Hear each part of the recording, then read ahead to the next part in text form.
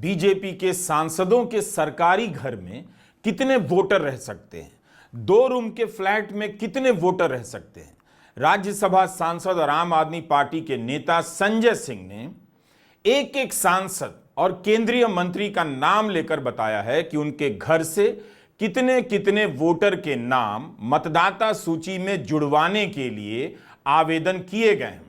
संजय सिंह ने 11 जनवरी को press conference की तो 17 मिनट तक लगातार केंद्रीय मंत्रियों, सांसदों और पूर्व सांसदों के नाम पढ़ते चले गए जो सभी बीजेपी के थे।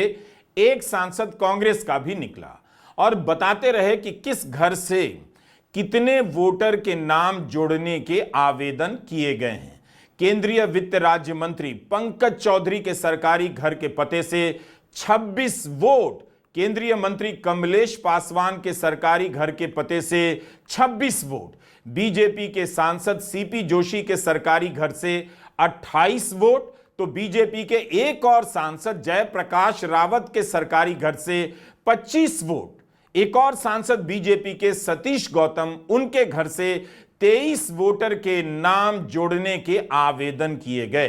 बीजेपी के सांसद सीएम रमेश के सरकारी पते से 16 वोट जोड़ने के आवेदन किए गए हैं और एक और सांसद हैं बीजेपी के धर्मवीर सिंह, उनके घर से 15 वोट जोड़ने के आवेदन किए गए। राज्यसभा के सांसद बीजेपी के ही नेता सुरेंद्र सिंह नागर के घर से 14 वोट जोड़ने के आवेदन किए गए हैं। तो बीजेपी के इन्हीं 8 सांसदों के घर से 173 वोटर के नाम जुड़वाने के लिए, शिफ्टिंग के लिए आवेदन किए गए हैं। इनमें से 2 केंद्रीय मंत्री हैं। संजय सिंह ने तो और भी कई लोगों के नाम लिए, कई पते बताए। हमारा सवाल है कि क्या इन सांसदों के घर में इतने लोग रहते हैं?